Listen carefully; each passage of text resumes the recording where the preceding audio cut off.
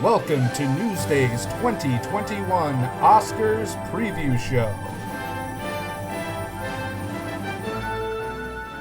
The 93rd Oscars are right around the corner. Welcome to the first ever Newsday Oscars Preview Show. I'm Marissa Sarback, joined on set today by Newsday film critic Rafer Guzman. We are here to talk all about what you can expect this year, from the nominees to major changes because of COVID-19 and to a Long Islander who is starring in an Oscar-nominated film this year. Rafer, thank you so much for joining us and sharing your expertise. Thanks for having me. Absolutely. We have a lot to get through today. I want to start off with some of the major changes that we're going to see. One of them is the location. So the Oscars are always synonymous with the Dolby Theater, and this year it's not going to be held this year there. That's right. They're going to have some portion of the show will be from the Dolby, but most of it's going to be at Union Station, which is the big railway hub in Los Angeles. I think a lot of people might think that's a little arbitrary, why you're going to have this at an Amtrak station, but if you're a Los Angelino and if you work in the film industry, Union Station's got a lot of significance. It's a real Art Deco gem. It's beautiful looking on the inside. A lot of films have been shot there. The Way We Were was shot there, famous scene in a restaurant there.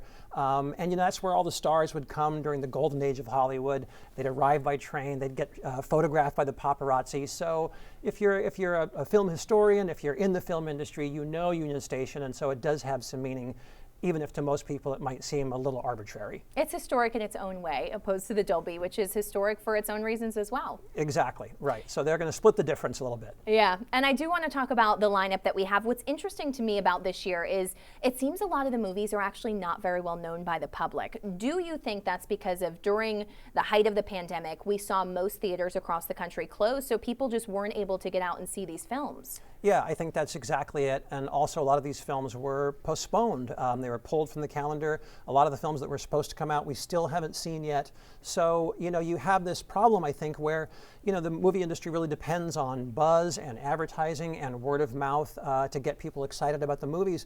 And all of that was really difficult to have during lockdown, during isolation, when people were inside their homes. A lot of films did come out on streaming services and you could watch them from home, but it just seemed like a lot of people weren't watching them. They were watching television, which is a little easier to digest. They were very tuned into the news, of course. So a lot of these movies, I think, have kind of fallen by the wayside. The big question here would be, do you see that impacting ratings? I know we did see that with the Golden Globes this year. Yeah, in a big way. We saw that with the Golden Globes, record low ratings for the Golden Globes. I think, while we don't know exactly what to expect from the Oscars, and let's keep in mind the Oscars are the Oscars. They are a big deal, but I think anyone would have to say that the ratings are going to be down. There's just not that much awareness of these movies. I think we saw some Zoom fatigue with the Golden Globes, where people were accepting their awards virtually from wherever they happen to be, wearing their sweaters and their hoodies. And so one thing the Oscars are doing is they're saying, if you're going to show up to accept the award, you have to be there in person to get that statue. You can't just, Zoom it in. Yeah. So that's a good thing. Whether that'll be enough to bring people to the television, I don't know. Well, we will see. And I do want to go through some of the major categories with you. So we're going to bring those up on screen for everybody to see the nominees. We're taking a look at Best Actor here. So this is a category drawing a lot of attention because the late Chadwick Boseman is in the mix. He is nominated for his role in Ma Rainey's Black Bottom. Rafer, do you see him taking this category?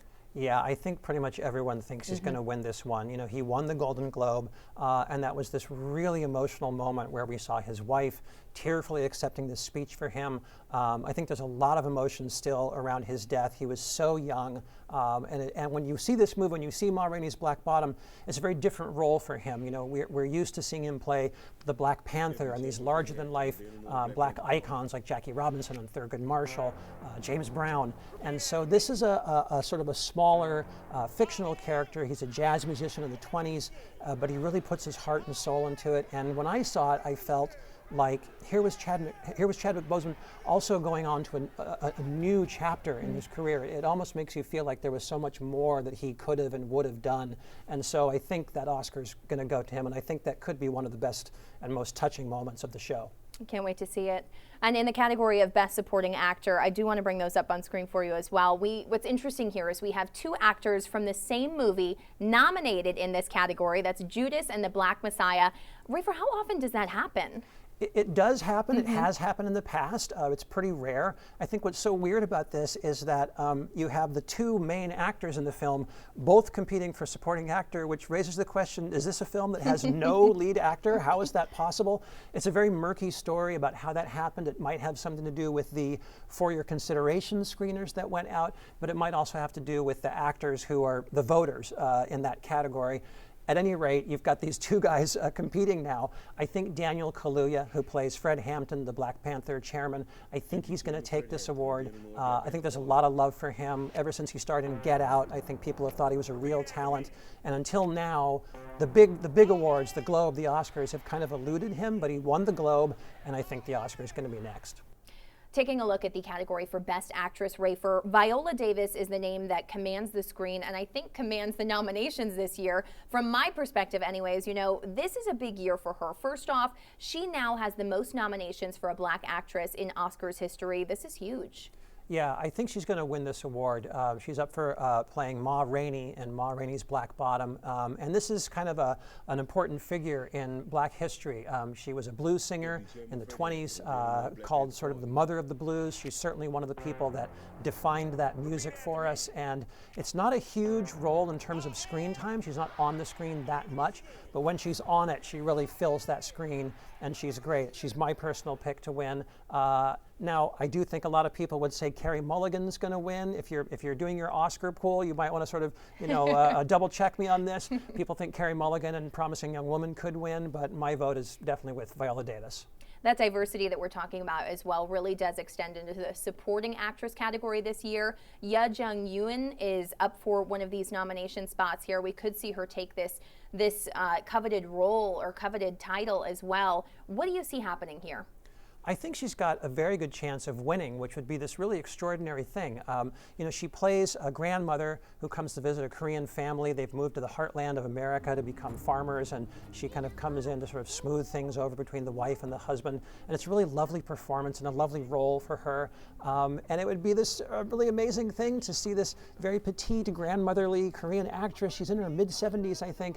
It'd be nice to see her walk on stage in front of, you know, all these people at the Oscars and win an Oscar. That would be an extraordinary thing, and I think she's got a pretty good shot. She would be the first South Korean woman to ever do so, to ever win that Oscar. That would be definitely something to watch out for. Another thing this year to watch out for, the category of Best Director. We have two women in this category that is typically dominated by men, and we've only ever seen one woman win this category. Yeah, male-dominated is kind of an understatement for this category. Right, Catherine Bigelow for The Hurt Locker. She's the only woman who's won it so far. Only 7 women have ever been nominated at all. To have 2 in the category at one time is pretty extraordinary. Yeah, I think Chloe Zhao, if she wins it, she will be the first Asian woman also to win this award, so that could be a real historic first. And I think she probably will win it. She's the director of Nomadland. There's a lot of love for that film, a lot of critical acclaim around that film, so I think she's got, I think she's a bit of a lock for that award.